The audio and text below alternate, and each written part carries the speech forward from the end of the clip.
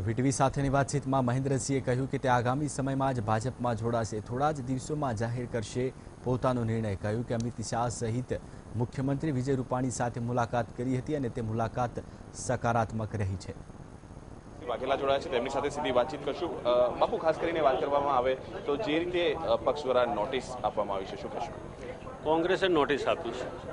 અમે 6 મહિના પહેલા પ્લેટફોર્મ પર વાત કરી, કોંગ્રેસના પ્લેટફોર્મ પર, કે ભાઈ આ તકલીફ છે અમને, મને નહીં, અમારા બાકી ધારાસભ્યોને, તો કેમ એ વખતે એક્શન ના લીધા?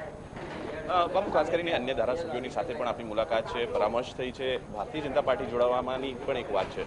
ચોક્કસ ગઈકાલે રાષ્ટ્રીય અધ્યક્ષ અમિતભાઈ શાહને મળ્યા હતા, પ્રદેશ અધ્યક્ષ ગુજરાત પ્રદેશ અધ્યક્ષ જીતુભાઈ વાઘાણી સાહેબને મળ્યા હતા, મુખ્યમંત્રીશ્રીને પણ મળ્યા હતા। અમે લંબાણપૂર્વક ચર્ચા કરી છે, બધા સાથી મિત્રો સાથે ચર્ચા કરી છે અને મિટિંગ કરી છે, એ દિશામાં અમે આગળ વધીશું।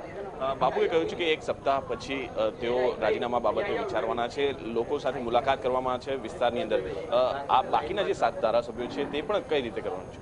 અમે આપને કીધું એમ ગઈકાલે અમે લંબાણપૂર્વક ચર્ચા કરી છે, પોતપોતાના વિસ્તારમાં પણ વાત કરી છે। કોંગ્રેસે આ પરિસ્થિતિમાં અમને મૂક્યા છે, એ અનુસંધાનમાં અમે બહુ ટૂંક સમયમાં અમારો નિર્ણય પબ્લિકલી પણ જાહેર કરીશું।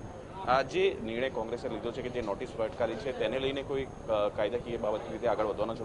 નહીં, કોંગ્રેસ માટે કાયદાકીય કોઈ બાબતનો પ્રશ્ન નથી। કોંગ્રેસનો આભાર માનીએ છીએ, નોટિસ આપી એ બદલ પણ આભાર, અને બાકી પણ આભાર માનું છું।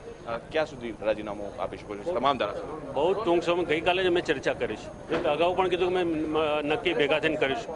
ગઈકાલે બધા ધારાસભ્યો મળ્યા હતા અને ટૂંક સમયમાં છેલ્લો પ્રશ્ન, જે ક્રોસ વોટિંગ થયું છે અને અડધા મતે અહેમદભાઈ જીત્યા છે, બિલકુલ કોંગ્રેસથી નથી જીત્યા, એનસીપીથી જીત્યા હોઈ શકે, જેડીયુથી જે, ખરેખર તો કોંગ્રેસથી જ જીતવું જોઈએ। શેના માટે બીજાનો સહારો લેવો પડે? આપણે પ્લસ વોટ હતા, જીતવા કરતાં પ્લસ વોટ હતા, છતાં પણ આ જીત ના ગણે, છતાં પણ જીત છે। મેં પહેલાં પણ કીધું હતું, એક વોટે જીત છે, એટલે આપણે અભિનંદન એમને આપીએ છીએ। આભાર મહેન્દ્રસિંહ। તો ખાસ કરીને વાત કરવામાં આવે તો આગામી દિવસોમાં રાજીનામું તેમનું પડી શકે છે અને જે ભારતીય જનતા પાર્ટીમાં જોડાવા બાબતે પણ રાષ્ટ્રીય અધ્યક્ષ સહિત મુખ્યમંત્રી સાથે પણ ચર્ચા કરી લેવામાં આવી છે। કેમેરામેન રમેશ ટોડિયા સાથે મેહુલ દેસાઈ, વીટીવી ન્યૂઝ, ગાંધીનગર।